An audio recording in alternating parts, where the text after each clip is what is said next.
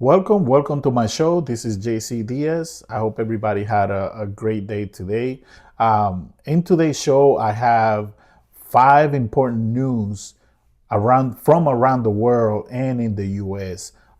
For you guys today.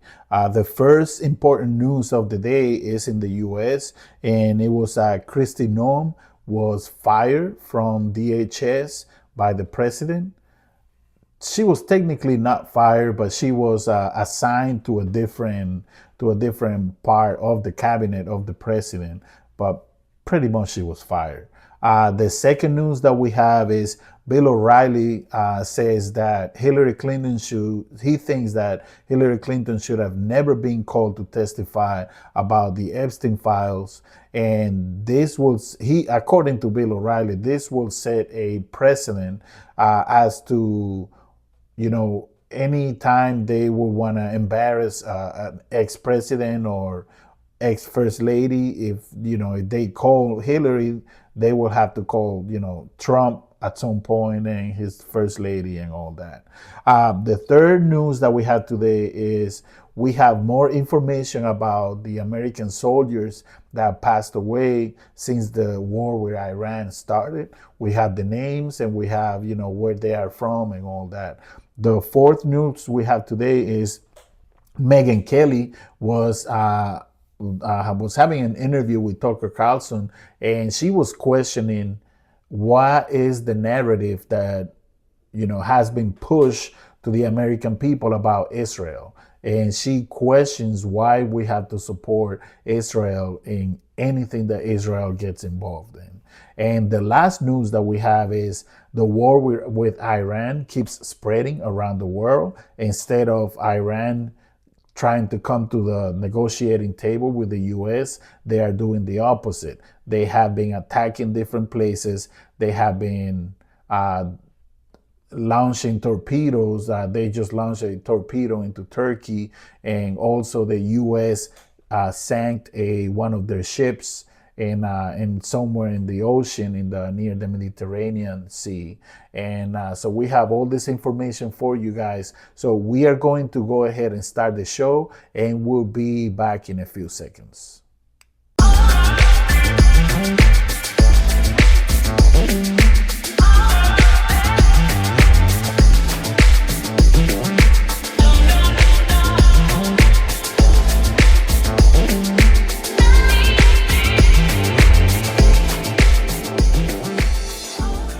And we are back.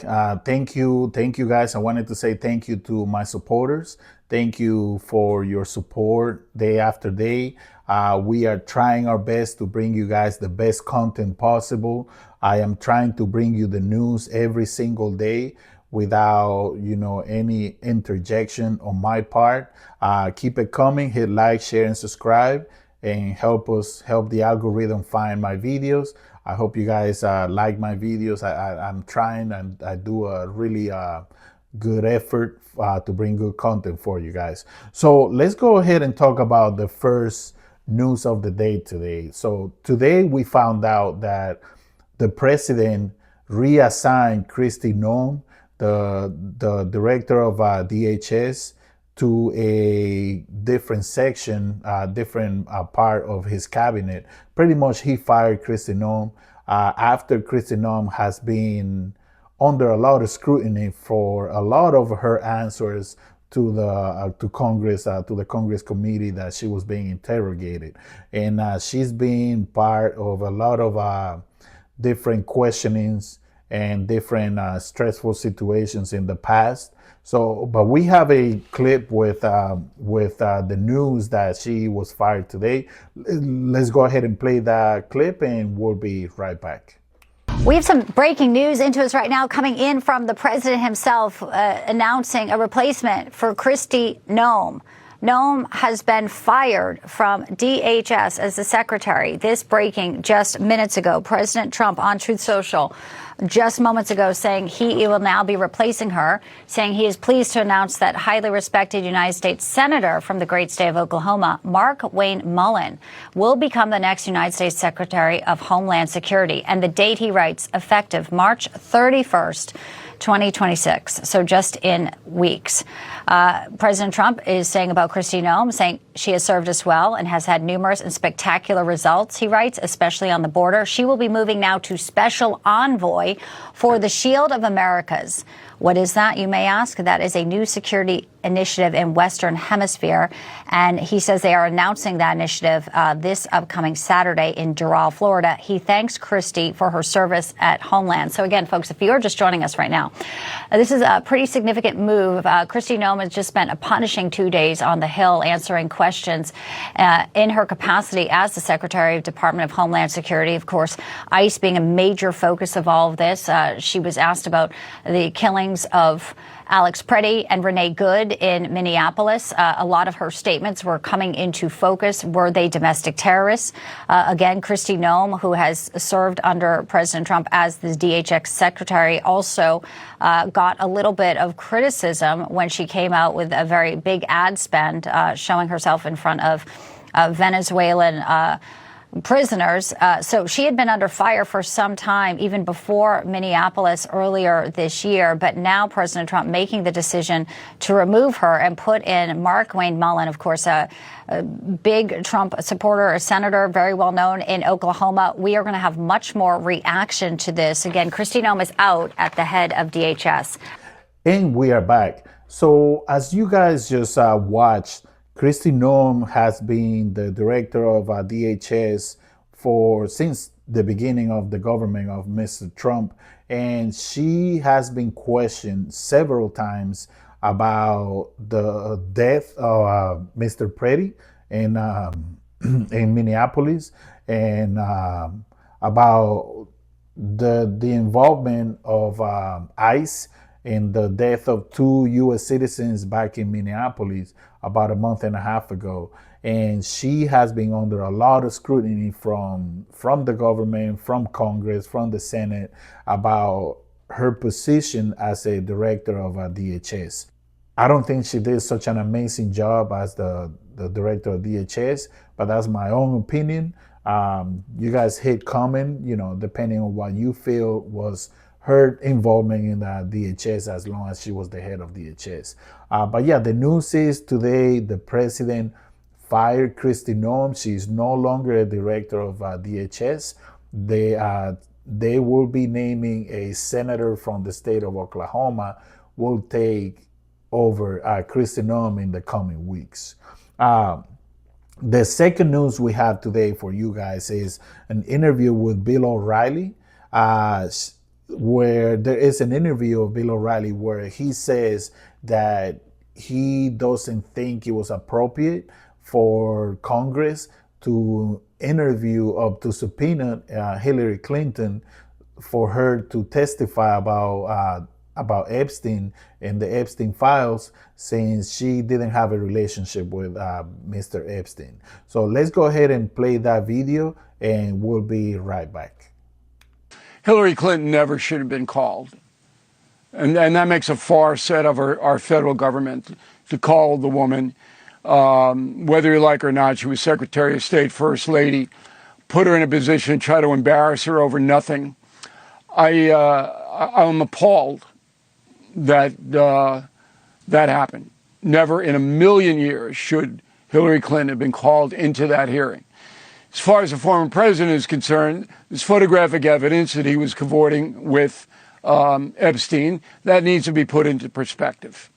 Okay, but this whole thing is a farce. Everybody knows it's a farce. It's designed to embarrass the president of the United States. That's what it's designed to do. Designed to embarrass. Now, if there are crimes committed by the Justice Department, crimes of omission, where they had evidence against people who participated in assaulting these young women, then those crimes should be adjudicated. Absolutely.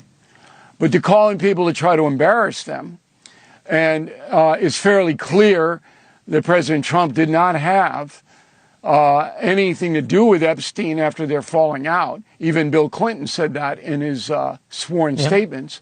I mean, why are we doing this? Why are we doing this? This is a pure smear Trump action. And it harms the country. And I think Americans are starting to wise up to that. We've been saying it for a long time that this is un-American. It's the Salem witch trials. It's what the Soviets used to do of guilt by association. You must prove yourself innocent. And I agree with you. There is a part of this that Democrats love about getting Trump. But there's a huge number of Republicans who are in on this as well. James Comer's the head of the House Oversight Committee. He's the one who's allowing the hearings. You've got Nancy Mace. You've got Lauren Boebert. You've got others. We have been on this show extraordinarily direct that there is no one else to charge. If there was, the Department of Justice, under how many zillions of presidents, would have charged them. And we put that to Nancy Mace, who's on the Oversight Committee, and one of the big pushers of this, Republican from South Carolina. Take a listen. How are other foreign countries arresting people that we're not? England is doing more than we ever have. Because the U.S. is a country of laws. I don't like witch hunts or the Al Capone standard, but I know you have to go. Well, go ahead and keep defending a pedophile. That's fine. That's your legacy. That will not be mine. Okay. I'll let you make the accusation, Congresswoman. You're always welcome back. Thank you very much. First time for everything, that was me being accused of defending pedophiles, although she would never name who it is that I was defending. This, to me, though, is beginning to feel like the JFK assassination or UFOs, one of these stories that just will never die because both sides have a vested interest in keeping it alive. But there's another aspect to it, that many of these politicians, not all, some are sincere, are just playing politics. I mean, they believe that there's an anger about preferential treatment for wealthy, powerful men. And so they're playing to that. And you just nailed it, Leland. If they had any evidence, put it forth. You know, the big story last week was, well, they won't release 3 pages of unbelievably smear accusations against President Trump. Well, when you look at what was in those pages, this woman is a total loon. She doesn't know whether she met Trump and Epstein together. She doesn't know what state they were in. She doesn't know whether she was driven or went on a plane, and subsequently was charged with crimes herself. This is what they held back, because you don't put out unverifiable evidence like that, because that's the French Revolution. That's the guillotine. That's Salem. Okay? Execute them based on nothing but accusation. So you hold back in any responsible country that has due process unverifiable information that would damage human beings. You hold it back. Not Schumer. He wants it all out there. He doesn't care whether it's verified or not. He doesn't care if the woman. He doesn't care. No, that's true. No, he's leading the charge. Okay? And it's disgraceful. It's horrible. What if it was you, Chuck? What if it was your family? You want that stuff out there when you know it's not true? Oh, yeah, put it out. Bull. Makes me angry. And we are back. So like you guys just watched, Bill O'Reilly says that he didn't agree with Congress calling Mrs. Hillary Clinton to testify about the Epstein files, just because regardless of her husband's involvement with Epstein, you know, out of respect for the office and the people that have passed through that office at the White House, according to Bill O'Reilly, Congress should have a little bit more respect for Hillary, and he didn't think that it was appropriate for her to have to testify about Epstein. Bill O'Reilly says also that this will set a precedent, and eventually he can see where Trump will probably have to testify at some point in the future, not right now. But that's what Bill O'Reilly was saying in his interview. So the next news that we have is we have a video clip with more information about the U.S. soldiers, the American soldiers who died in Kuwait since the Iran war started. So let's go ahead and play the clip, and we'll be right back. They're learning more about the American service members who've been killed in this war. The Army reservists killed in an Iranian attack on Kuwait. Among them, 20-year-old Sergeant Declan Cody. His sister right here tonight describing the moment she heard the doorbell ring. Martha Raddatz also in the region tonight. Tonight, we are learning more about the first American soldiers who were killed in that Iranian drone strike in Kuwait. I still don't fully think it's real. I didn't think it was real when they told us. Sergeant Declan Cody was from Des Moines and just 20 years old. His sister Kira recalling the moment the doorbell rang and she got the news. I just really wish I got to tell him I love him one more time because he was just so amazing. He had just been recommended for a promotion from specialist to sergeant. He was promoted posthumously. 39-year-old Sergeant First Class Nicola Moore, a mother of two, was just days away from returning to her family in White Bear Lake, Minnesota. Husband Joey spoke to her just 2 hours before she was killed, telling the AP, "You don't go to Kuwait thinking something's going to happen."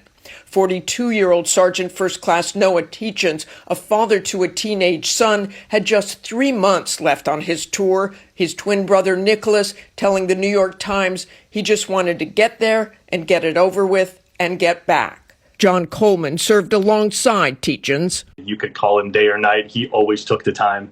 You know, he made you feel important.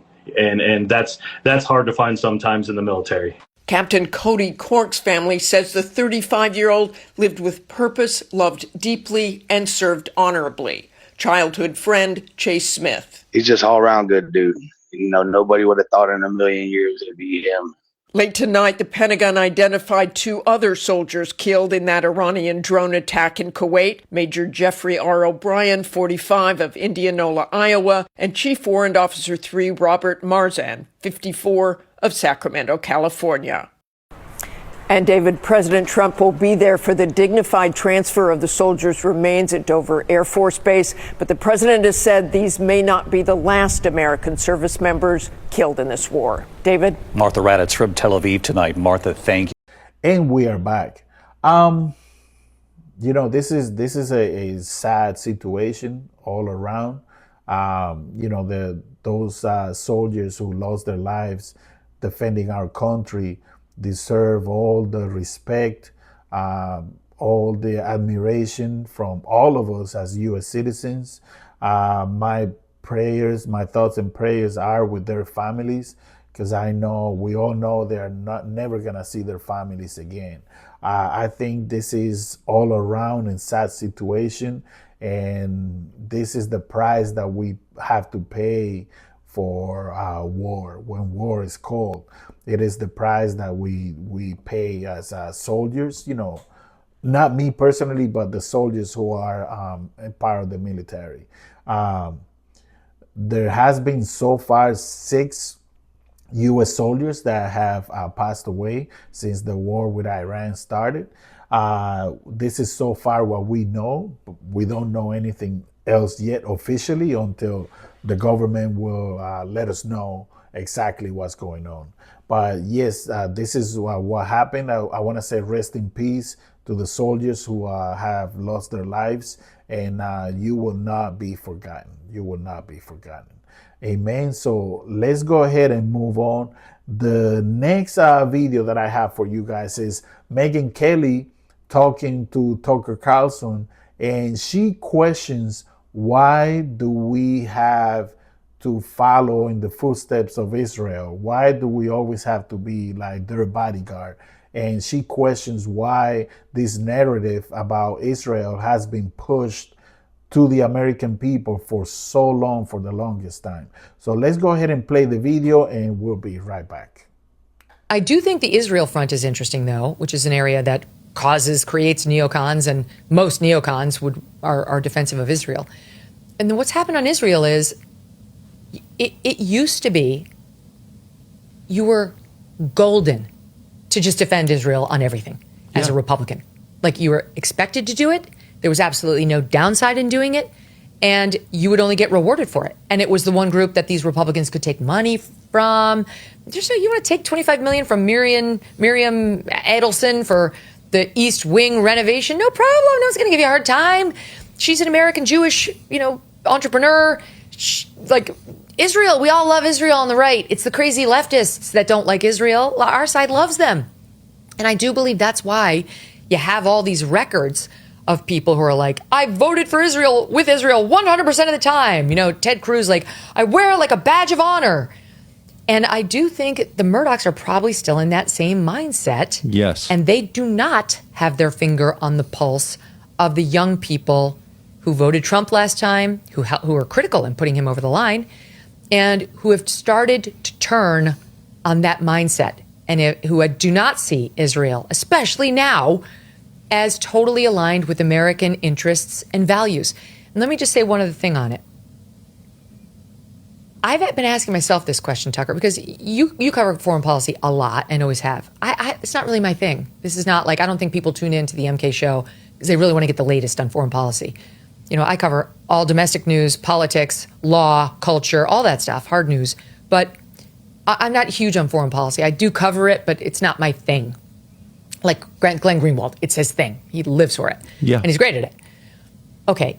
I do think that even as I look back on, like, I'm pro-Israel. I say I'm pro-Israel. And I've been asking myself lately, like, how, like, why exactly am I pro-Israel? And what I've come up with is, well, I was raised Catholic, and, you know, you're kind of taught from a very young age that there's an alignment, Judeo-Christian values. You hear that all the time. You read the Old Testament, you know, like all of it. And you're sort of thinking, okay, yes, I defend the Jews and I'm pro-Israel. Then you get to Fox News and it's like, of course you are. And the Republicans all are. And you're like, okay, I accept that. And you see, like, they're an important country in the Middle East. And I believe what they say, which is they're in a rough neighborhood and people do want to attack them a lot. So, you know, I understand that it's a free democracy. But then you get to the point where you realize, oh, wait a minute. I've been in an organization for 14 years of my formative adult life and professional life where I wasn't even encouraged or allowed to question any of that. You know, it was just spoon-fed, and I swallowed it because I didn't really care. It wasn't something I was ever really focused on. So it was like, yeah, sure, okay, we love Israel. And only now, Tucker, have I begun to say, like, wait a minute. How much of the narrative that is in our news today has been spoon-fed to me by people who are super pro-Israel at all costs, who won't tell the truth about Israel, no matter what it is, and will cancel you if you don't befriend or defriend people who do. And so this whole thing has made me reevaluate. Like, I'm just starting from square one, basically, on Israel right now. And I'm actually, day by day, taking a much harder look at who are they? What do they do? How do I find real information on what happened in this war in Gaza that I will trust? Because I do know I'm being propagandized by both sides. And how will I make up my own mind? Even some of the narratives that we hear, like, I'm not a fan of certainly radical Muslims. And I'm not a big fan of Islam. I'm going to be honest. The tenets of it are political and I don't agree with them. But I have dear friends who are Muslims. And I do start to wonder, like, how much of the very negative messaging about all Muslims, and I've been a part of some of that negative messaging. Don't get me wrong. I'm not wavering from my position that, like, it's not great to have an Islamist running New York City. But how much of the narrative has come from people who are just ardently pro-Israel and need me to hate them? Do you know what I mean? All of it. So I think it's a fair question, and I'm sort of in my own search mode on that subject and others right now. I think lying is what changes the calculation. So right after 9/11, Brit Hume and Carl Cameron did an amazing week-long series on the dancing Israelis, the Israeli intel operatives who were arrested right across from Ground Zero, celebrating the falling of the building. And then all these Israeli intel operatives were swept up in the United States. They've been following the hijackers across the country. It was a big story. And Britt and Carl did this whole series on Special Report for a week, and it was really super interesting and factual. Fox News deleted it from the website, acted like it never happened. And I remember thinking, why would you, was it incorrect? No, it was not incorrect. It was correct. That's why they took it off. And then I watched Judge Napolitano, who was over at Fox Business, get fired, and I know why he was fired for criticizing Israel. And under the previous regime, they got the call, got to fire him, and they did. And I remember thinking, that's not fair play. If you disagree with his views on Israel, tell them. Or if you think that Britt and Carl did something wrong in their series on the Dancing Israelis, tell us what it was. No, it was just eliminated. It never happened. It was shut it down. And I don't think that's fair. That's not, first of all, it's not journalism. Second, it's just inherently dishonest. And third, it suggests, like, why are you doing that? Like, what is there that you're trying to hide from public view? And that's when my mind started to change a little bit. I don't know what the stake is. I really don't. And you would know the board better than I would. But I think it's mostly rooted in the fact that it was always fine with absolutely no downside to just be completely in the tank for Israel. And I don't think they've moved out of that mindset. And I think they're going to learn the hard way that they need to. Because look, let's be straight about it. The average age of the cable news viewer is somewhere between 68 and 72. That's not the key advertising demo, and that's not going to keep the lights on for very long. They're going to have to find a way to appeal to younger viewers. And unlike our business, where a download is a download, ironically, our business, which probably does appeal to more young people, doesn't depend on young versus old. It's just like a click is a click, a download is a download. Their business actually does depend on the key advertising demo of 25 to 54-year-olds. And that is only going to dwindle further if they are just knee-jerk defensive of Israel without giving any voice to its critics. Those days have passed. And you can thank Israel for it. I mean, they've just completed this 2-year war, and nobody would have begrudged them for fighting back after 10/7. But it went on too long. It was too brutal. It expanded into too many different countries. And then ultimately it dragged us in and exposed us in a way that, again, sort of like what we're watching in Venezuela, we don't know what the long-term effects of the bombing of Iran will be. Let's hope we've escaped unscathed, but we don't know. So I just think it's too late. Israel's too controversial. Many, many people said to them, including Trump, months before the Israel-Gaza war wrapped up, stop. It's got to wrap up now. It's gone too far. And Netanyahu was going to take it further even than he did. Trump had to basically grab him in a headlock and say, stop. Would you just take the win? Just stop. We're declaring victory. It's a ceasefire. Take the W. And he only did it because Trump basically threatened him that he had to. But that whole thing has turned young people off. They've seen, again, it feels like just a thirst for too much. And even Israel's numbers acknowledge tens of thousands of Gazans have been killed. And of course, that includes an untold number of civilians and women and children. And I saw the dead Israelis at the bus stop. I saw the dead children. I saw the celebrations of the rape of the women. I excuse none of that by the disgusting Hamas terrorists. But the answer was not then to respond with the deaths of civilians, which I know they say they try to prevent, but you know what? You didn't in large enough numbers. And you really turned a generation against you. There isn't a single Democrat in America that's pro-Israel right now. They've lost all the independents, over 70%. And as I point out, the young people under 50 in the Republican Party, you can see it in the polls and you can see it anecdotally in your business and mine, have turned and are turning on Israel. So Fox News continues as it has been at its own peril. Yeah. Well, it'll be a well-deserved end as far as I'm concerned. And we are back with you guys. So as you guys just watched, Megyn Kelly on this interview with Tucker Carlson, she questions why there has been a narrative about Israel for the longest time. This narrative that we have to be Israel's bodyguard. We have to be there for them all the time, independently of if they are the ones who start wars or if they're the ones who get attacked. The United States has always been there with Israel, and Megyn Kelly questions the real reasoning. Why are we always, backing up Israel?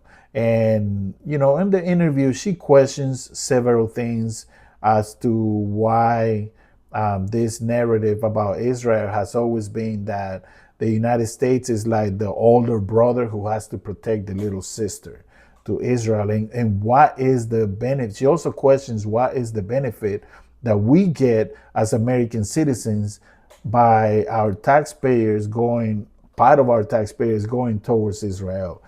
She, as you guys just watched on the video, she was questioning all of this. We also have questions, but I probably think that we'll never, these are things that we'll never know. that we'll never find out the real truth about it, since the government usually don't keep us in the loop as to what's going on with things like this, especially about Israel. So the last thing that I have for you guys is the war with Iran is getting worse and worse every single day. At this point, the president thought that Iran would be wanting to sit at the table to negotiate and end this war, but it is actually the opposite. Iran has been retaliating by attacking countries that are not even involved in the war. Like, for example, they launched a torpedo into Turkey where there was an American base, a military base. Also, the United States sank one of Iran's ships somewhere in the Mediterranean Ocean. We have the video clip about what's going on with the war in Iran. Let's play that video and I'll be right back. Good evening. The war on Iran is spreading, reaching closer to our shores tonight, even as a confident United States claims Iran's regime is toast. America has sunk an Iranian Navy ship in the Indian Ocean to our north, and Iran fired on a US base in Turkey, pushing the conflict towards Europe and NATO. And there are new warnings tonight on the brutal impact the war will have on our economy. We begin with our chief reporter, Chris Reason, in the Middle East. The view through a submariner's periscope. The moment Iranian warship, the Diaz, is destroyed. In international waters, it thought it was safe. It happened not in the Middle East, but off Sri Lanka. Its navy scrambling to help survivors. 32 were rescued, 87 bodies recovered. The first ship sunk by a US sub since the Second World War. It was sunk by a torpedo. Quiet death. While the leaderless nation's capital, Tehran, was pounded. The US claiming more than 2,000 hits, government buildings, the Revolutionary Guard headquarters, the National Police headquarters. The US long-range precision missiles are first. Tomahawk spotted in the air over a commercial ship, bound for Iran. America is winning, decisively, devastatingly, and without mercy. They are toast, and they know it. The Defense Secretary, cavalier, the White House releasing this video as if it's a game. We're winning this fight. Israel too bragging about its operations via memes. Nothing beats a jet. Donald Trump marking his own scorecard. Somebody said, on a scale of 10, where would you rate it? I said about a 15. But Iran still lashes out and the war continues its spread. The frigate Diaz was sunk more than 3,000 kilometres from home, pushing the conflict toward our region. While Iran aimed a missile at US base in Incirlik, Turkey, a NATO member. Nuclear weapons are based there. NATO will defend every inch of NATO territory. Israel broadening its fight in Lebanon, its troops in fierce fighting with Hezbollah, the terror group's leader, has vowed to keep fighting. But as the bombing intensifies, Lebanese families are forced to flee the attacks. Around 80,000 now living in shelters, tents, cars. The war now escalating on all fronts. So my message to Australia is to wake up. Israel's Deputy Foreign Minister telling 7 News it's time for Australia to join the war. I would expect Australia, with its long history of defending humanity and freedom throughout many wars throughout our history, I would expect them to actually join forces as well. The Israeli government minister also had a message for Australians worried about the impact on fuel and gas prices, trade, travel and our security, insisting controversially that the war would be worth it in the long run. They need to understand what could have come in the future, which would have been far more dangerous, which would have been much more economically costly as well. And as the death toll mounts, 6 US victims, 11 from Israel and over 1,000 in Iran, she warns there'll be one more if the Ayatollah's son is elected supreme leader. Will Israel assassinate him too? Look, anyone who would threaten the annihilation of the state of Israel will be eliminated We don't have any other choice. War. Easy to start, always harder to finish. And Chief Reporter Chris Reason is in Tel Aviv tonight. Chris, Iran has lashed out over the sinking of their warship. Good evening to you, Peter. Yeah, Iran's foreign minister has responded with absolute fury to the sinking of their frigate, saying it is an atrocity at sea and something the US will bitterly regret. But if US intelligence estimates are right, it might be hard for Iran to strike back with either ballistic missiles or their attack drones, with new data showing that both stocks are down by 86 and 73% respectively. That will be something welcomed here in Israel and also around the region, especially for Australian tourists still trapped in this area. Meanwhile, worrying news about a humanitarian catastrophe developing. We've seen 25,000 Lebanese move across the border into Syria, escaping the violence in Lebanon. The refugee crisis begins. Peter? Chris Reason in Israel, thank you. Efforts to halt Donald Trump's war with Iran have been defeated in US Congress. Let's go straight to Rob Scott in Washington, D.C. And Rob, there was a key vote and it went the president's way. Yes, Peter. Democratic lawmakers wanted to force Donald Trump to go through official channels and seek approval for his war in Iran, which they've labelled illegal. But their bid was shot down in the Senate. The vote breaking largely along party lines, with Republicans falling in behind their leader. Why is he plunging America headfirst into a war that Americans do not want and which he cannot even explain? We must act to stop Trump's belligerence. Now, given this vote came 5 days after the war started, it feels very much too little, too late. That, as a fresh New York Times poll shows that Donald Trump's approval rating is now at the lowest level it has been since he returned to office. Just 41% of Americans think he's doing a good job. 56% disapprove of him. Those numbers are reflecting a widening backlash to what's happening in the Middle East. Peter? Rob Scott in Washington, D.C., thank you. The direct hit on an Iranian warship suggests the US is dramatically expanding the scope of its combat operations in the Middle East. With a breakdown on how the attack unfolded, here's foreign editor Hugh Whitfeld. The submarine, the USS Charlotte, a Los Angeles-class boat, 110 metres long, nuclear-powered and capable of carrying 10 of these Mark 48 torpedoes. They're fired from tubes out the front and not designed to strike their target, but detonate beneath. And that's what happened in the sea off Sri Lanka. The $4 million weapon exploding under the stern of the IRIS Dina, one of the Iranian Navy's newer frigates, capable of carrying helicopters. It sank in just minutes.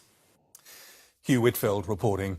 There was overwhelming relief at Melbourne and Sydney airports as the first planes to make it out of the war zone touched down on Australian soil. Some spent as much as $100,000 on flights to get out, but at the terminal last night it was all worth it.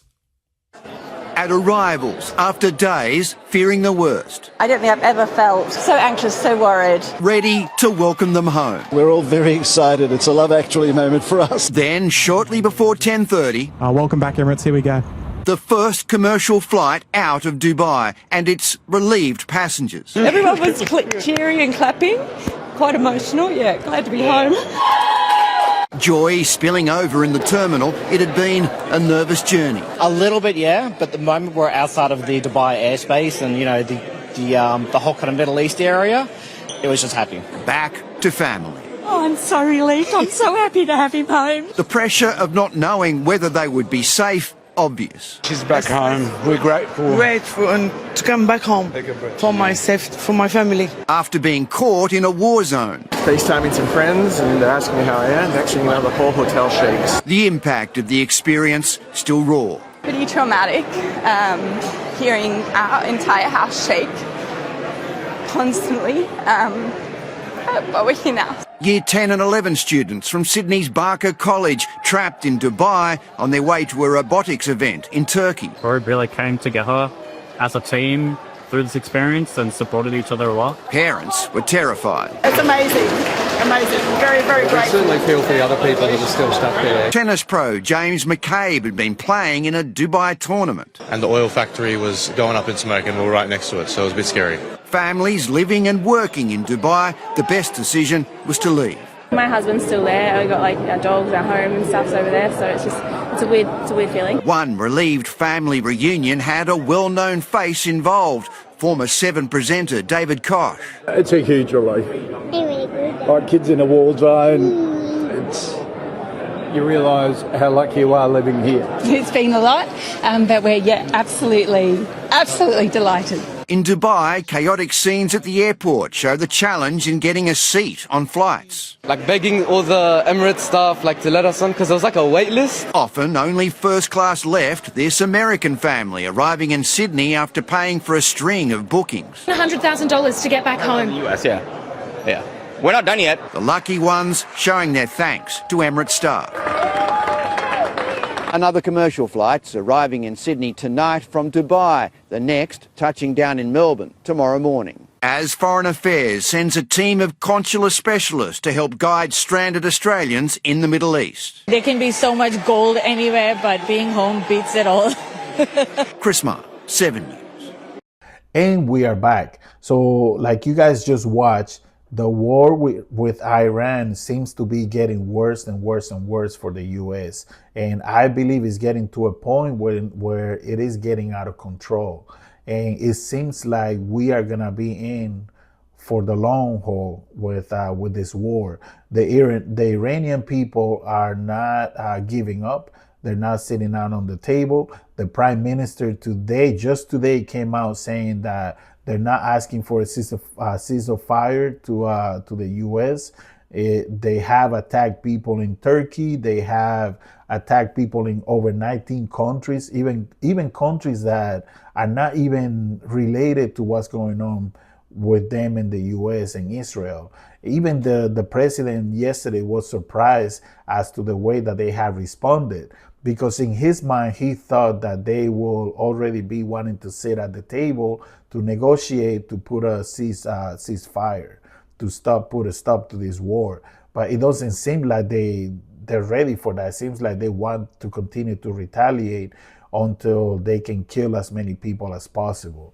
So, this is it's a situation where, I don't know, we might be in for the long haul with this war in Iran. Well, this is what I wanted to bring you guys today. These are the 5 news that I have for the day, for today. I hope you guys have a great day, a great night, and this is the beginning of the weekend. I'll see you guys on another video. This is JC Diaz with the news. Thank you. See you next time. Peace.